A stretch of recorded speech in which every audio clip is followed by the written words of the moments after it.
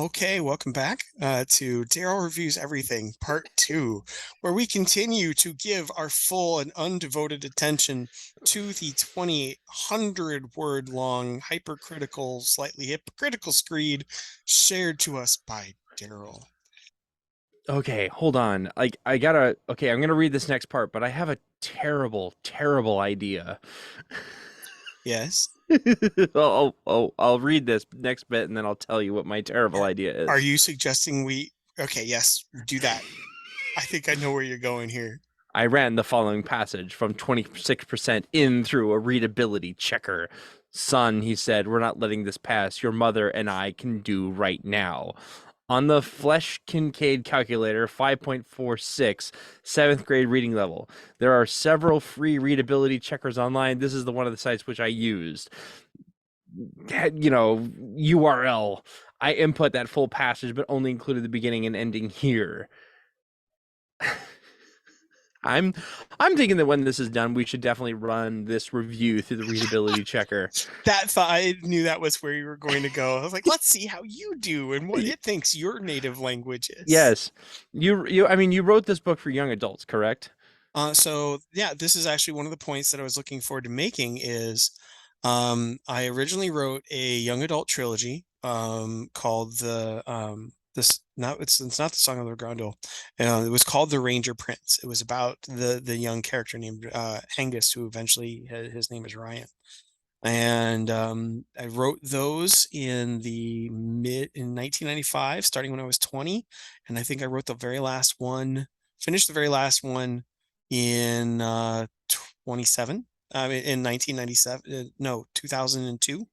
I was still just about 27 when I finished that trilogy. When I went back to actually look at publishing it, I started editing it. It was bad. Hmm. And so I ended up rewriting, but by the time I started my rewriting, I was much closer in age. I was no longer doing professional youth work. And so quick backstory. This whole book series got started with um with the idea that if you're not part of the problem, you're part of the solution. If you're not part of the solution, you're part of the problem. In 1995, like why I was kind of doing this for fun on my own, but in 1995, Reagan's bans on child pornography sunsetted. Clinton refused to renew them because during the Reagan period, to help protect children from being sexually exploited, he passed a bunch of the government passed a bunch of laws limiting what a level of sexuality and sexual material you could expose to in minor targeted media, right? And this held the comic books back. And a buddy of mine, when I was 20, was running a comic book shop back in Medina, Ohio. Yes, in Ohio, the town is called Medina. It's not Medina in, Mecca, but back in Medina, Ohio, um, he was running a comic book shop, and all of a sudden, the month that that band came out, the world was just the comic books. It got turned smutty like this. Suddenly, everybody stopped. 70 everybody stopped wearing clothes. These are I think the same year that Batman's costume got nipples. And it's every the McFarlane's um, series Spawn comes out where he doesn't wear clothes for the first four issues. And the X-Men start humping each other like bunnies, and I can't draw to save my life, so I wanted to start writing comic book stories. When I wanted to, and so I was doing youth work at the time, where every would spend every summer I did 7 or 8 years of outdoor ministries at Bible camps. And so that year, I asked the junior high and senior high boys, what are the top three things that you're dealing with? And the answers never changed, only the order did. And it was the four things. And it was sex, relationships, drugs, and money. Sex, relationships, drugs, money, and faith. Well, I'm crap with money, and I've never really been big on drugs. But I could talk about the other three things. And so I started off to write a young adult series that was all about sex, relationships, and faith. And that was the Ranger Prince books. But when I went around to revising them, I was much closer in age and worldview perspective to the adults in the kids' world. And so I wrote a book called Dark Blade, which involves resetting the timeline. There's a time travel subplot in that. And then we jump back to the story of the books when I realized I couldn't just fix the grammar and put it in. The books actually needed to be rewritten, and that's how the Song of Grendel happened. The whole plot of the first three books in the Song of Grendel, which is Slave of Tourhote, Lord of Tourhote, and Fall of Tourhote, is the plot of the very first of the four young adult books. So because as I zoomed in, it became clear that I had a much bigger, broader world, and I wasn't no longer interested in just skimming over it, at like X-wing altitudes. I wanted to actually get in the weeds and dig into like how some of these countries worked and what their backgrounds were and their religions were more, rather than just follow my Johnny Quest hero around and bang action figures together.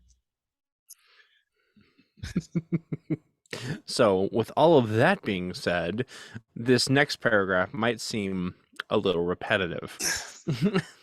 Bruce, your target audience appears to be average American adults. Puberty and up. Mm. We can read compound, complex, and even compound, complex sentences. And I invite you to make use of any online thesaurus to bring your word choice above a 7th grade level. Except most kids hit puberty around seventh grade, and my books are aimed at 13 and up. Now, the fact that adults can enjoy them, awesome. I love that. I mostly target it to adults these days, but when I wrote these, I wanted them to be available, particularly give some of the serious messaging that I put in. I very much in the books 2 and 3. Which it shows up in this review. It was very important to me that it be accessible a seventh grade reading level is exactly what I was aiming for. So, I mean, what else to tell Oh you? my goodness, he has you pegged. He identified correctly the age demographic or the writing like choices that you made in I, regards to I syntax. I have presented the entire world at exactly the age range I was aiming for as my lowest possible audience. How dare you? How dare you? Don't you Right. understand? You're not writing nearly high enough. I haven't reached his erudite level Right. of compound complex and even compound complex sentences. Right. And when the revolution happens, he'll be one of the writers. Yeah, And not a lowly he farmhand.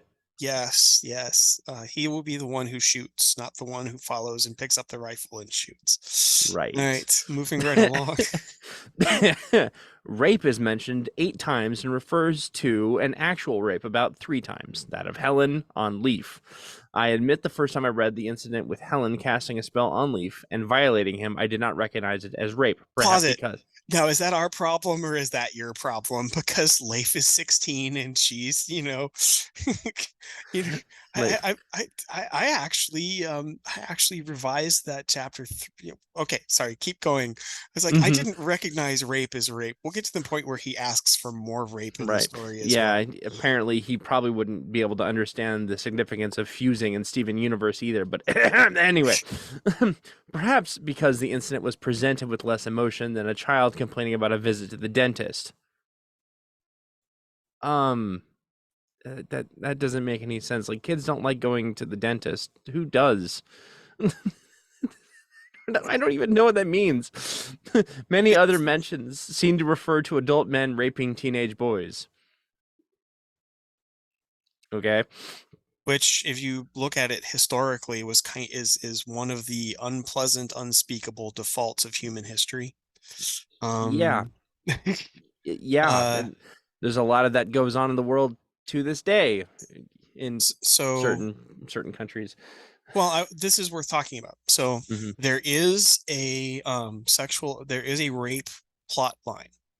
When I was writing this story, um, it was the mid '90s, so we were dealing with this plot, with the storyline for females on a regular basis. Um, So I don't wave this around as a huge flag, unless somebody's trying to be manipulative about the topics of sexual assault. Mm. In which case I beat them repeatedly over the head in public with this, but it is not how I identify or run my life. But I was the victim of three separate perpetrators of childhood sexual abuse before I turned 17. And one of the things which I normally just save that for Twitter, when some pro-abortionist is like, you don't understand what it's like to be raped. And I'm just pick, you know. But what I really wanted to do was to offer a counterpoint, because while the we can debate the numbers, but the generally accepted statistics are that 1 in 3 or 4 females have been sexually assaulted on some level before they turn 18, and among males, that's 1 in 6. And that is something that goes completely unaddressed in mainstream media. Um, I mean, this is the 90s. We hadn't even gotten to the, full rabid feminism, penis people evil, that we're at nowadays, where you can just openly call for the elimination of men. But the started this rewrite in 2003, 2004. I think start early in 2004 is when I started writing the series. And I had finally been convinced by therapists to start dealing with my own sexual victimization as a child. And one of the things that was quite deliberately doing with this series is I had done what Western fiction used to do. There's my favorite example of this actually comes from Arthurian fiction, where King Arthur is actually magically seduced and raped by his half sister Morgana, and his son ends up being the person who kills him when he's fully grown. But in Arthurian legend, King Arthur gets up and goes, "Well, that was weird," and goes on about his day, and it has no effect upon him. And as a survivor of childhood sexual abuse, I very much wanted to pull back the curtain on this and use Leif's character arc as a way of approaching this. And again, my target audience is about 13, and that might make people shudder. But the average age of victims of childhood sexual abuse, particularly among males, is 13 and a half. Um, Predators like their victims old enough to have buttons to push and not old enough to have much of an established say in who pushes the buttons and how, to not get overly gross about it. And so in this trilogy, there is a rape in book 1. In book 2, very much deals with the outcomes of these events in terms of secular psychology, power differentials, physical reactions, involuntary biological processes. These things, again, not to be overly. I'm not trying to trigger anyone to be graphic, but this also goes to this. I did not recognize it as rape. Oh, I'm hanging lanterns and strobe lights on the power differential in those scenes. I usually write when I'm having a writing day, I can write 6 to 18,000 words. The 2,000 word long scene took me 3 weeks to write, because I rewrote it and chose every word quite specifically. Because if I'm going to be dealing with sexual assault survivors, which was very much one of the purposes of this series, I had to do it in such a way that it was unequivocally rape, but it was not my goal is not to re-trigger my audience, right? I'm among other things, I'm trying to bring the what comforts modern psychology has to offer in book 2, and in book 3, the gospel, of Christ, when that you are encountering injuries and traumas, relationally and otherwise, that are beyond your ability to tolerate, right? And so this is very much a theme of the opening trilogy. Um, I don't believe in living your life as a perpetual trauma doll, so the story will eventually move beyond it, but when the character is 16 and things are still going on, things are going on. And so I needed to be very careful to be far enough back that I'm not causing more wounds among my prospective audience, which is um, survivors of childhood sexual assault, but close enough to get empathy. Right. I need you to feel for my main characters. I need you to understand what's going on and the motivations. Right. And but far enough back that I'm not pulling open old wounds, either in myself or in my audience. So this is quite deliberate. So the fact that this wasn't graphic, there wasn't a graphic enough rape for you, that's my reaction. This is all you deserve. This is the 1 point reaction to your criticism. Okay, moving right along. Okay. Now, Bruce, I imagine that you're just ready and raring to accuse me of all kinds of motives for thinking that your uses of rape and possible rape allusions reflect on my motives and dark, deep thoughts. But, Bruce, you used the word rape 8 times by my count in my Kindle edition. You are the author and responsible for the tone and meanings of the words in your novel. I don't know honestly how I feel about so many mentions of rape as referencing adult men abusing teenage boys, but it just seems odd to reference the violence so many times when nothing actually happens. On screen. Yeah. You know, if again we can, what culture you want to talk about? You want to talk about Viking culture, where where the big burly men with beards. I'm not pointing at you deliberately, Roseboro, but the big burly men with beards would take pubescent boys along with them for their 6 to 9 month trips with no women on board. And the fact that Norse law the only outlawed penetration and only outlawed penetration on the behalf of the receiver. So you can bugger anybody you want in Norse law. I mean, you want to talk about the approaches to Norse law and homosexuality. They're really quite fascinating sociologically. We can go to a friend of mine who is an Arabic translator in the Gulf, who relayed an Iraqi proverb. Women are for babies and boys are for fun.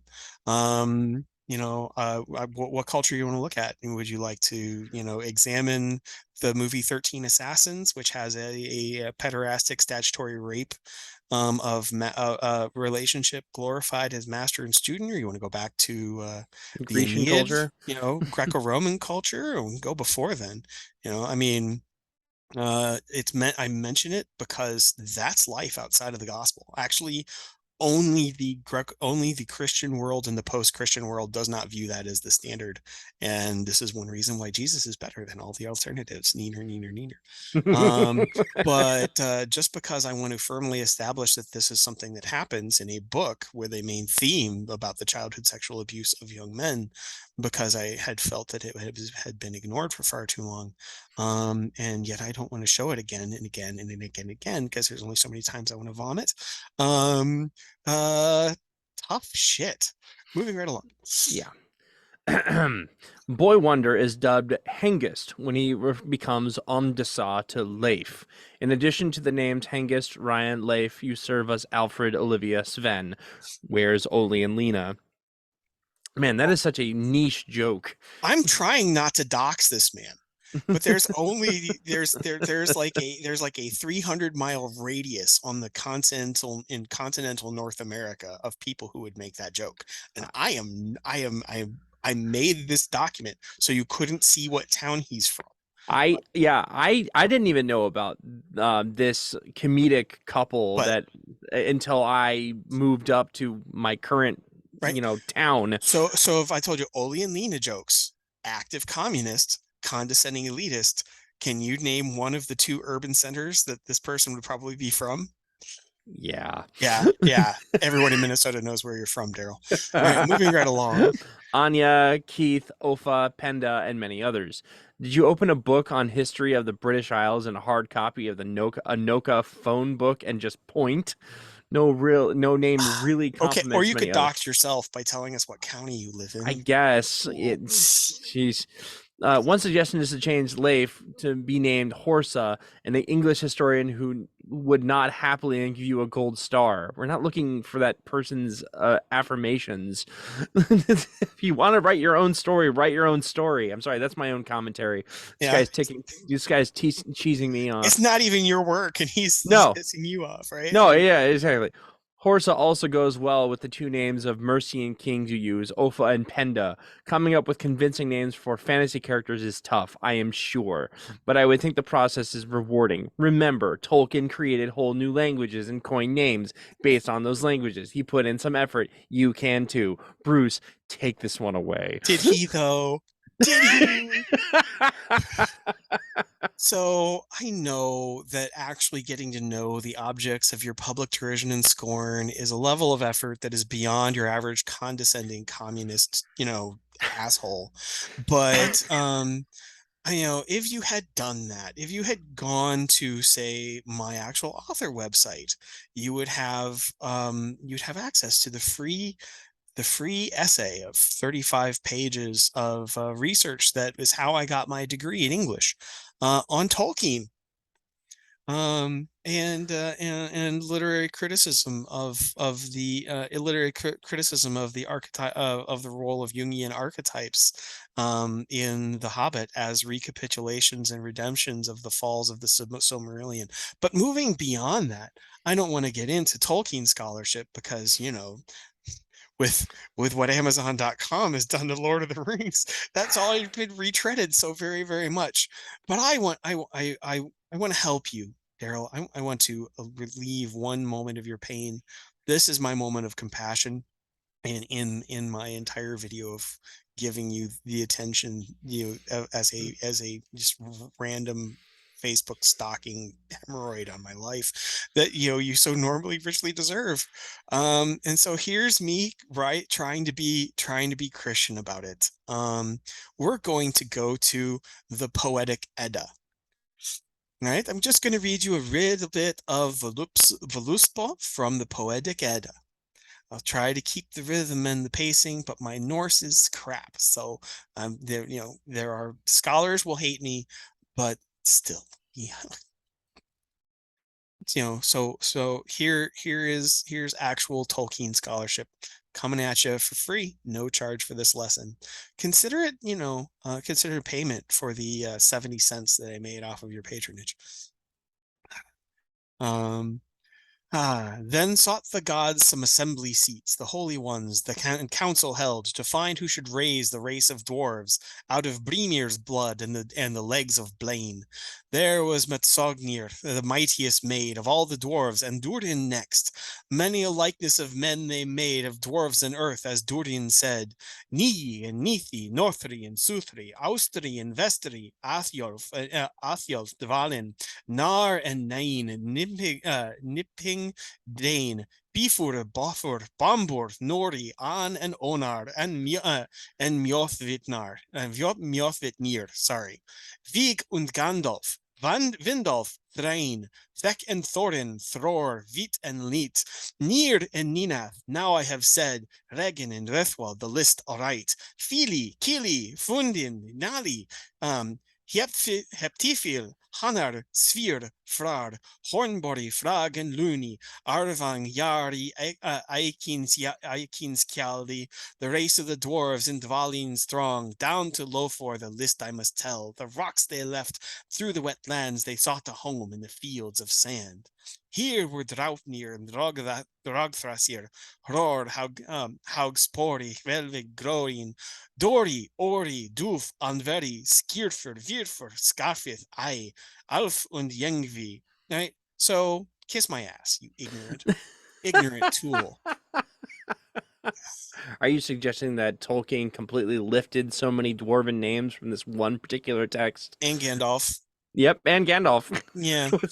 So I figured that as what was good for the most accomplished author in all of fantasy would be good enough for me. Kiss my ass. Moving right along. I put in the effort to do the research to know Tolkien's name origins. You can too. I just did it for you, you tool. Words and their attraction or revulsion is a very subjective thing. I have to tell you that uh Le Bon Le, See, if I do this, I'm going to give the game away. But I'll do this. I'll give the game away. uh, Le bon no, Dieu, un homme de saint. I'm Mais just si je prononcerai les noms que j'utilise dans mes romans, tout le monde francophone saurait que je n'ai fait que utiliser les mots français avec une orthographie, prononciation et prononciation anglais. So they're French, dipshit, with an English phonetic pronunciation.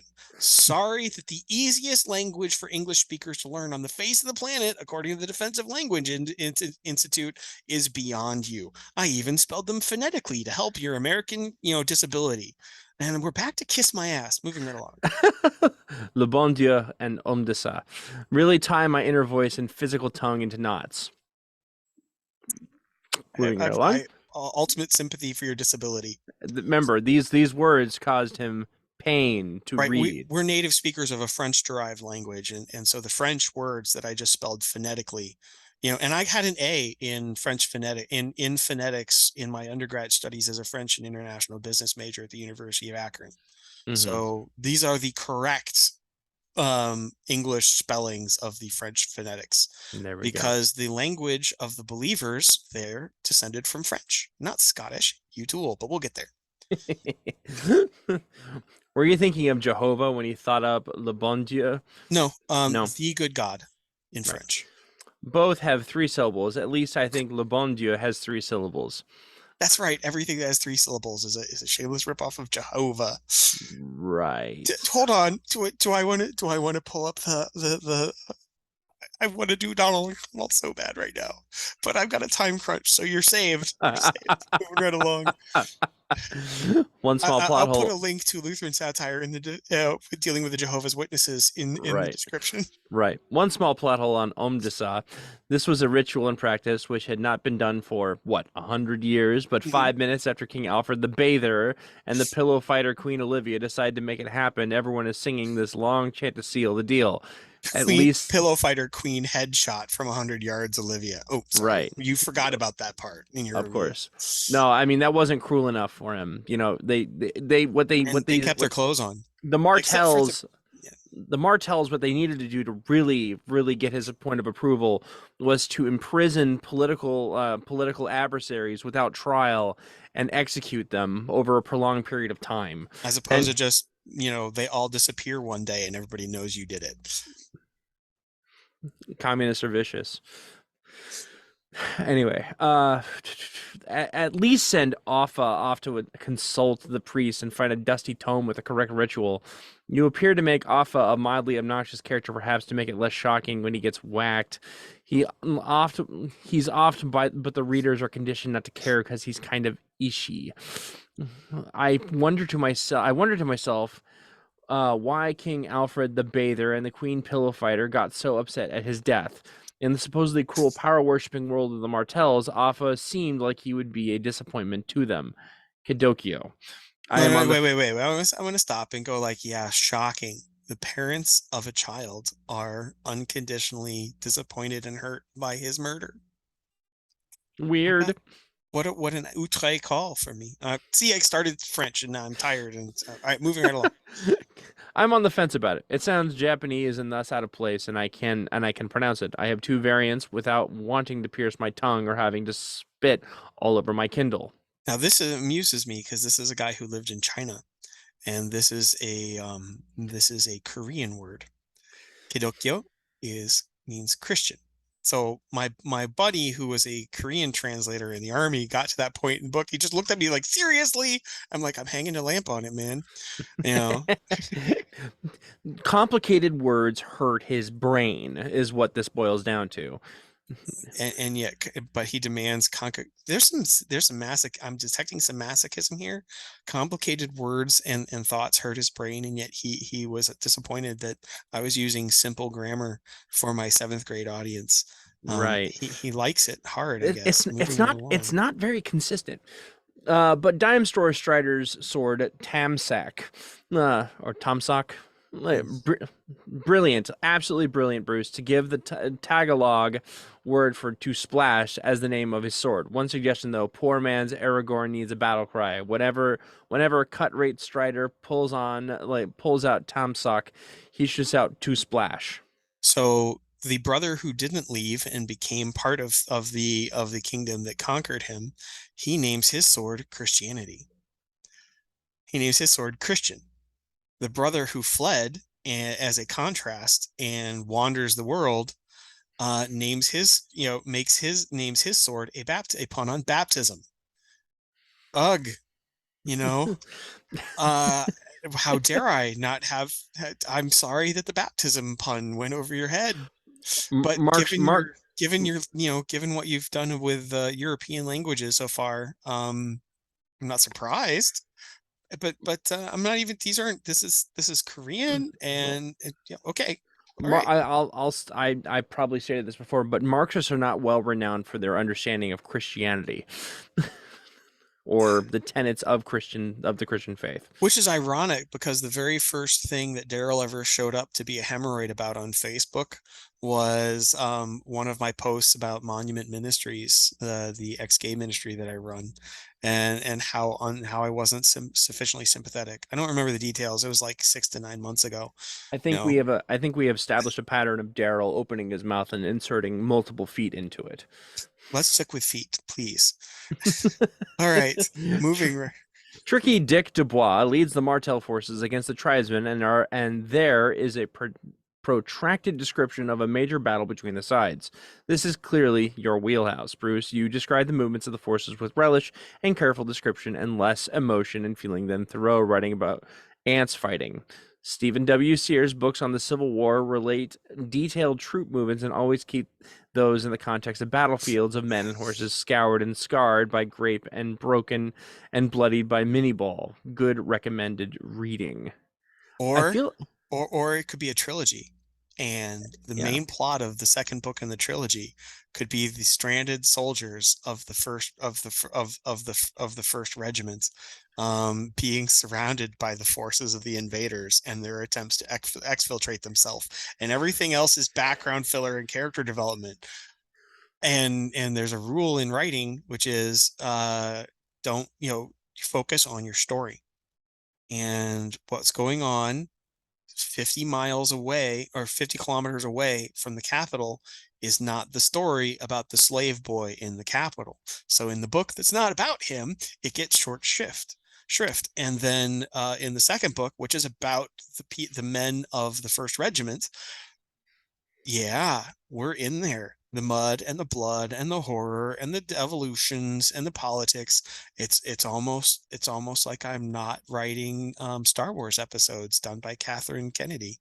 I'm going to have variety and meaning and changes in scope that are all thematically consistent. Well, that's not allowed. You have to write stories well within the very narrow margins that Daryl has set forth. Trilogy. Okay, moving right along. The Three. rivalry between the Jets and the Sharks has better motivation than your war between tribesmen and Martells, and a whole lot better choreography and catchier lyrics. Oh no. I've been compared to musical theater, the fights in musical theaters are better than my fight scenes. You've read my fight scenes, Roseboro. I mean, my fight scenes suck. Uh, your fight scenes have given me nightmares where the antagonists show up and try to kill me. Not even No, a joke. I'm not butt but what snorkeling here. musical number was he singing?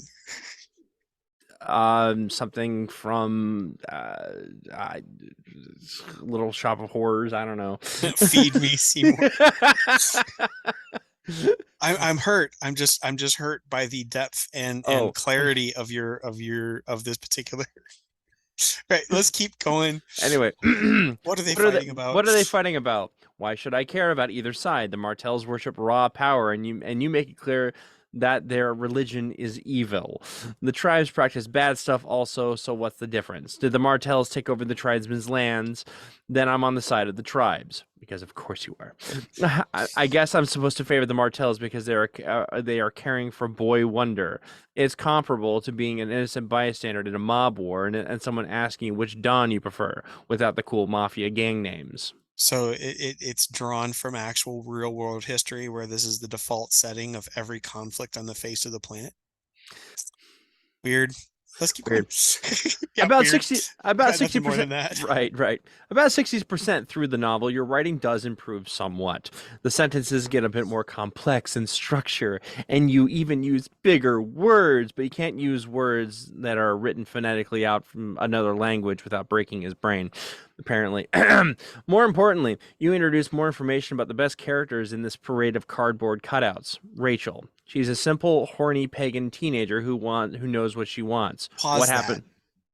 Let's think about let's think about those two sentences. The best character in the parade of cardboard cutouts is a horny pagan teenager who wants sex.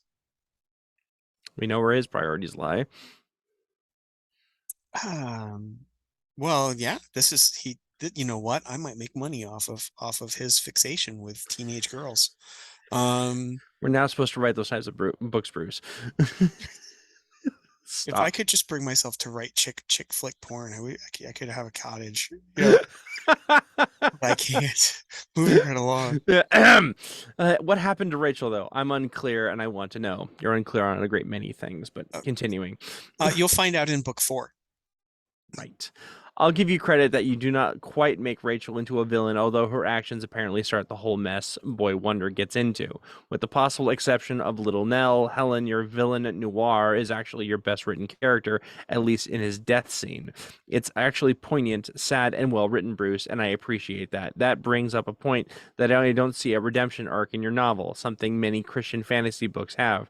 Remember Edmund Pevensey and Eustace Scrubb in the Narnia books? Maybe you were setting up Sven for redemption in volume 2, but I don't see even the slightest foreshadowing. Wait, my bad guys are bad guys, my good guys are good guys, and the idea that everybody clicks their heels 3 times, says Jesus, and turns into heroes nauseates me.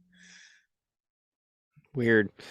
He should Weird. read more. He should You read more of your you books. wait, you don't see a redemption arc in your novel. I I seem to recall I have a premonition, having a premonition because I've read his critique, right? My premonition is he's going to take the imprisoned assassin and traitor of Ryan who betrayed Ryan's ancestors and is now on Ryan's side and critique him for a completely different reason other than just proving that there's no redemption arc in this book.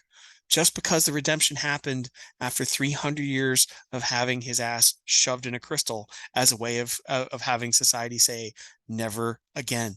Moving right along. To tie things together, there are a few things you can do to show rather than tell and make your characters more realistic and believable. Leif and Boy Wonder are both 16 or so, but when I read their interactions, I had put them about 8 or 9. They don't talk or act like teenage boys. What did you and your friends talk about when you were 16, Bruce? I would suggest adapting those subjects to this world. More smut. Yeah. I remember talking about girls, sports, music, cars, entertainment, like music, TV, movies, books, and the general stuff happening in school. Well, And did let's I go through mention? that list really quick, right? Mhm. Girls. Yeah, story's not about romance, and the girls in their life are mostly about um uh, okay, sorry, I interrupted you too soon. And did I mention girls? Right? The obsession with the teenage females continues. That's not Yeah, remotely creepy. and also not remotely communist. Uh, Yeah, so I mean, okay, so are cars part of this planet? no, they No. don't have televisions, they don't have movies. They do talk about books, Hmm. and they don't go to school. Weird. Scheisse, I've missed, You might have written a more the barbaric. CW will never produce my stories. Oh, It's just not relevant enough. How could you? Oh, So then have Leif and Boy Wonder talk about horses and knights, court they intrigue, do. They maidens, do. and maybe this No. cute lute player like Leif saw perform at the troupe of wandering minstrels. So unlike like modern American, or 1990s, or for you 1990s, 70s American teenagers, Leif goes to as part of a church that has temple prostitution as like a weekly thing. He's not exactly repressed, hung up, or lax for a sexual outlet. And if you've noticed, people who are regularly getting some don't feel the need to talk about it like sexually frustrated American adolescents. Or men on submarines. I said American, socially frustrated, sexually frustrated American adolescents. Right. You need to have Ooh, King. I'm sorry. Did I take a dig at the Navy? Okay, bye. You're not Adieu. wrong. You're not wrong. You need to have King Alfred the Bather do something brutal. Have him rape Anya. Um. Right. So, like, if this was a Facebook uh, conversation or a Facebook or a conversation in public, I'd basically spit on your shoe and walk away and never speak to you again right here. Um, yeah. uh, Um, these are what words that the this guy this I, these are I, I words. I've been trying not to swear a whole lot, but what the actual fuck is wrong with you? Anya is the nurse practitioner who takes care of the royal family and the people in their circles. Why not have the king rape his nurse? Because she can poison him anytime she wants, among other things. Also, what is your problem? I was promised brutality. I demand I brutality. didn't, I promised no such thing. It might be hard on you, Bruce. You don't have to describe the scene in excruciating detail, but he has to do something worthy of his mean, cruel, vicious ancestors, or have him rape the cute lute player and Leif be reluctantly resigned to it. My gosh, what is this dude's like fascination and fixation on this? You realize that most of that lute players in medieval societies were all male, and Leif isn't gay, and Alfred is a happily married man. So, Ugh, I yeah, nope. these are certainly words, and I hate the orientation that they're compiled in. I'm ignoring that you wrote something like rape was not a concept for the Martells because people with power could just take what they wanted. Yeah, they don't believe in that word. That's part of they worship power, right? If you have the power to do something, you can do something. And one of the ways that I explained how incredibly evil that was. So here's a bit of linguistic history and cultural history. The Anglo-Saxons, who raped, murdered, pillaged, had no problem with any of those things. They did not have a verb to swear. There is no profanity in the in any record of the Anglo-Saxon literacy. And it doesn't appear profanity doesn't appear to show up until the Normans arrive in the British Isles. You Huh. could swear to do something, you could swear by something, but there is no concept of profanity in Romano-Britain or Celtic culture. It didn't exist on the British. Swearing didn't exist on the British Isles. Yeah. So if you're hearing this, in the modern British Commonwealth, particularly if you think like Australia or, anything but the most uppermost crusts of England, and words starting with C and S and B, are just punctuation marks. This is a grave deviation. I was kind of interested by the idea that a culture could lack what another culture views as a common vice, or lack an understanding of what another culture views as a common vice. And I Mm, kind of wanted to combine this to review the ethics. So that's why I made that decision. huh. Have King Alfred the bather beat Leif on occasion for punishment or to toughen him up to be a worthy Martell. If Alfred hits Leif's never getting up again. No. Physics.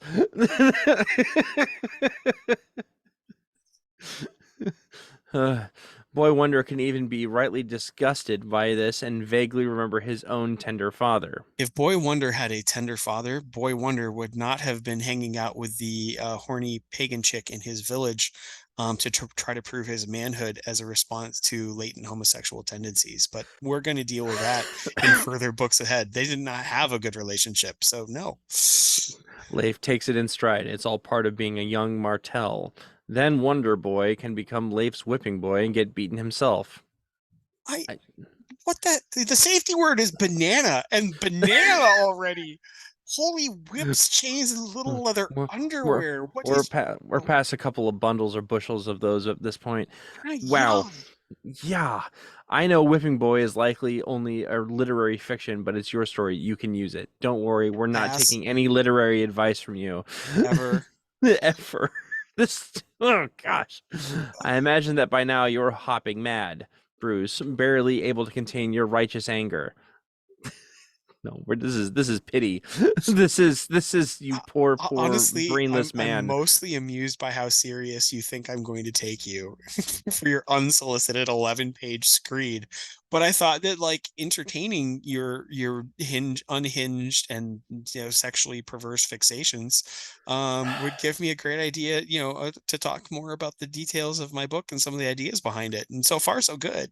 Still, ugh. So use it in this story. Make a character and call him a liberal and leftist. It I won't don't do make caricatures. well. I mean, Okay, yeah. no, the I survived college in the mid '90s.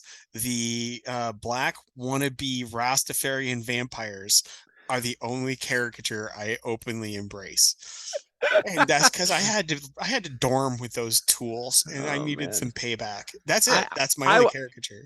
yeah, and the thing is that like with the stuff that you write, it's if you do go with a commonly used trope, you do try to give that character depth and the ability to still reason, and it's not just an NPC spitting out the same commands over and over again. Right. I leave that to the leftists, right?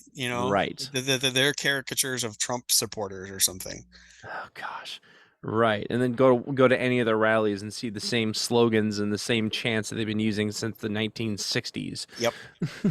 No Ugh. new thoughts in the last 70 years, but No. but here in libertarian land, we don't function this way. Keep going. No. All right. It won't make any sense, but much of your story makes no sense, so it would fit right in. Oh, thank you for that objective analysis. I Right. will consider it for Oh, I'm done. Moving along. Have this character make a pass at the pillow thrower queen. She Uh kills and people across and football fields without and missing. I'm not die? hitting on her. Plus, King Alfred is scary. No. The old girl can be flattered by it even. They would show some actual humanity. She's 37. Yeah, what is this guy with infidelity and abuse? And Ugh, the infidelity, abuse, torture, and rape. So you were talking about wanting to see him to James J.R.R. Martin when we were talking before we got this recording. I no. think this guy jerks off to J.R.R. Martin, to Uh, the Game of Thrones. That's my yeah, theory. that's gosh darn yeah. Then King Alfred then King Alfred the Bather can decree the bad old liberals' execution, and Turkey Dick Dubois can happily carry it out. Um, so here's a thought that is going to come out of left field for you. I'm a Bible believing Christian, and you're not my enemy. You may be my hemorrhoid, but you're not my enemy. So, you know, I don't desire your defeat in person, in reality, or in by proxy. I desire for the Holy Spirit, for God to use His Word and His Word and sacrament to shove the Holy Spirit so far up your left nostril that your sinful nature comes out your ears. Hmm. In a process of sanctification that will be made perfect in heaven, and would delight to call you my brother in Christ. So even if you look at everything I write as fantasy wish fulfillment, because I don't wish for the death or destruction of liberals. I mostly wish for their education. uh that's it. Right. I got nothing for you because similar that righteous rage. I mean, my gag reflexes caught on a couple times when you're advocating rape and bondage scenes, but Yeah. beyond the whips and little leather underwear and what happened to the naked 15-year-old girl you might want to see that I just don't give her up. Moving right along. Yeah, you need Jesus. Um, there's if I might interject here one moment. I was developing a children's cartoon show years ago, and it was actually going to be pretty funny. And there's one particular plot device that my sisters and I came up with that we thought was an absolute scream. It's a cursed book. And the book itself is cursed to only tell really badly written stories. It's just like you think of like the worst stories that you can think of. This book will tell them to you nonstop. And uh whatever Darrel would write would be one of the stories that it would tell.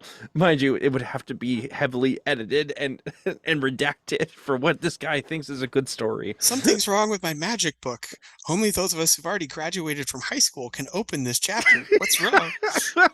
Oh no, put it back. And the thing is, the book would actually speak to you, so it would, like, it would talk at you.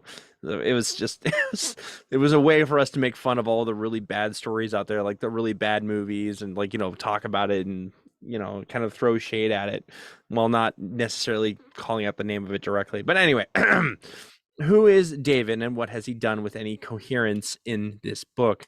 Your novel is perplexing in a sense that you don't have any clues about how the reader is supposed to understand what's going on. It is a muddle. I mean, this Okay, again. oh no, all right. So he keeps digging. These words hurt my brain. I need smaller words. Now I need bigger words. Ooh, I can't understand anything. I'm gonna It write. was very terrible that I was naming all of my characters out of Anglo-Saxon history, Anglo-Saxon and Celtic history, Oh, how even though dare you. I spent 20 years studying Anglo-Saxon and Celtic history. Um, so so when I switched to Hebrew history, I have committed yet another unoriginal. Wait, I'm so confused. Keep going. When I read about Big Bad Wolf reminiscing about walking with David at his side, I wonder who this David was. I searched and could not find any other mention of a David or Dave or even Davy. Because Then, Wolf was imprisoned 340 years ago, and so the people he hang out with, they don't show up so much after right, the war that eliminated all human civilization and history. right. Then you have a knockoff paraphrase, I do not know what to call it, of the Apostles' Creed. By the way, there are many versions which are not copyright protected. Why not use one of those? Ooh, I know, because I'm reflecting a civilization 7,000 years down the road from us on a lost colony planet, and both the phonetic French and the mutations in the Christian confessions without losing any of their content is a way that I can expose the age and distance of the society from modern America. Same way that they're not going to high school and talking about girls like sexually frustrated American upper class Uh, future so communists. I am led to speculate that Torhote is Jerusalem in the far future. Right? Wrong. Right? I mean, because Wrong. every country where someone is named Jesus is actually Jerusalem. It's actually Nazareth. It's actually Nazareth. Bethlehem, sorry. Right. Readers want to make sense of what they read. Rock us with that deep analysis, Darrel. Right. And I wondered if David was King David. Oh. He was a Oh. king. Well, he was a prince, and his name was David. He was the heir of the throne. He got betrayed by Wolf. Strangely enough, the Christian kingdom he was part of drew names from, wait for it, the Bible. Moving Oh along. my gosh. um. Mm. Then you have Boy Wonder in a kilt with Dime Store Strider wearing a torque. And Big Bad has a kimono on. And Big Bad has a kimono on. So Bon Tour is Scotland in the far future, and Big Bad is Japanese. Was Big Bad adopted? Again, Bruce, readers are going to work with what you give them, and you give them a group of seemingly unrelated miscellaneous facts. Muddle, muddle. Who's got the muddle? Bruce does.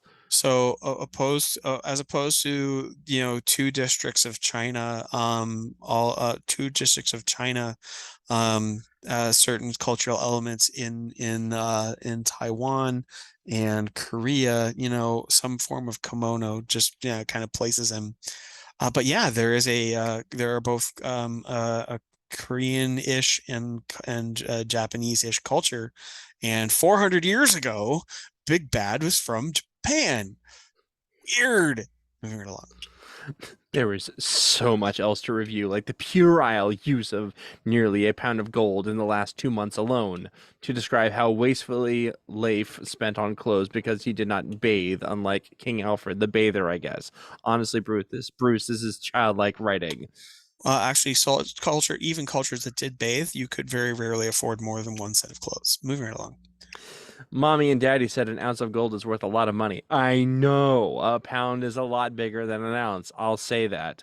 How about writing something like Leif's clothing expenses could have outfitted a fully armored warhorse? That would have set in your character's social milieu, technological level, and military situation. Well, because this is in pounds sterling, medieval price lists for armor. Um, I'm sorry, I'm doing that. I'm better informed than you thing again, aren't I? All right. You brought the receipts. Armor for the Prince of Wales, gilt and graven, 340 pounds sterling. Because saving 1 pound of gold wouldn't pay for half of the amount of barding that Leif's horse would use. Assuming Leif at 16 had his head grounded well enough that he would care about, the about procurement, equipment and supply chain rather than who he can hit over the head with his lance. Although they're not a lancing culture, they're influenced in a horse arching culture. Well, I guess they use some, but they're mostly swords on horseback. Is most of their thing. Lances are kind of a one and done, thing because they don't survive, or you have to leave them behind because they're stuck in someone. But here you can see the prices in pounds sterling, and shillings, etc.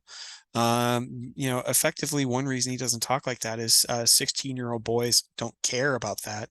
And 1 pound, just 1 pound of gold doesn't matter enough in the economy to make a difference. And if I say that if I go into shillings and pounds sterling to my American audience as an American writer, their eyes are going to glaze over, like Rose Bros has done when he looked at this list. Back to your review. Let's see. Oh my goodness, the end. Yeah, I can see the end. The promised land is upon us. I need to wrap this up in more ways than one. There is so very much to critique, but I only have so much time and interest. I 11-page paper worth of time and interest. I reserved The Sword of the Lictor by the late devout Catholic Gene Wolfe, and I need to devote time to reading and trying to understand what is certain to be a complex, perplexing Facts. novel. Oh, look at me! Look how, like high class I am. I'm gonna read another book. Yes. Like this isn't even virtue signaling. This is just putting on airs. It's Yeah, just well, I get that saying this makes you feel good, but you shouldn't necessarily do it in public. Moving right along. right. I recommend Wolfe's Tetralogy, The Book of the Sun. Lord of the Rings is always good to reread, as are the Narnia novels. If you can find it, read Star of the Unborn by Franz Werfel. Was a Jew who escaped the Nazis and found solace in the Catholic pilgrimage tour of Lourdes. Star of the Unborn is a fantasy science fiction novel which deserves to be much better known. It deals with themes of religious faith, Catholicism, Judaism, human brotherhood, technological progress, middle age, and so much more. As a final word, I don't know how much you got from my Kindle purchase of your novel, but you're welcome. About 70 cents. So having completed this review, I have to say that I'm devastated. I'm hurt in my most private of places, and I may never read again. Um, But you'll Never certainly write write. again. I may never read a review by Darrel again. To be fair, I think once you ask me to have more rape, you're done. Was that three, two or three Who does that? requests? It was like We three or so the lute four. player, we had Alfred needed to rape the The lute lute player, player, the the gender bended nurse. lute player, the nurse, beat his children, um beat his children, um he and his God. wife, yeah. Um One of the things that I wanted to do with this series is, on top of showing male childhood sexual abuse, which I thought got ignored, I also wanted to show a happily married couple, which is something else that I also felt got ignored. And hey, look, the parents of my protagonists were a happily married couple. Doesn't make them good people. They're tyrants. They're absolute tyrants. In the geopolitical sense, and yet they love one another and are satisfied by one another, and their relationship is a foundation of their world, like happily Weird. married people. Going out on the bet, Darrel, that this is a strange phenomenon to you, which would explain the obsession with the whips, the chains, needing to know what happened to the naked 15-year-old girl, and and needing more domestic beatings. But I Just pray for you. I hope that God's grace is more than sufficient for your many manifold and now publicly manifold, manifest issues. And if there's anything I can do to help you get to know the Lord Jesus better, I will write it in the next book, yeah. because then I get your money too.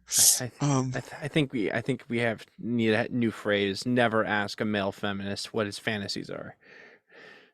uh, yeah, we didn't. I did not ask. No, we know. I know. I'm just saying, like for anyone else And out there, and if you ever come across somebody identifying as a male feminist, do not under any circumstances ask them what their fantasies include. the only reason that the naked 15-year-old girl is going to show up is 2 years after he gets washed down a river saving her life. Ryan gets to go home, and he has changed and home has changed, and his high school girlfriend has moved on, and that seemed like something I could do to kick my character in the nuts.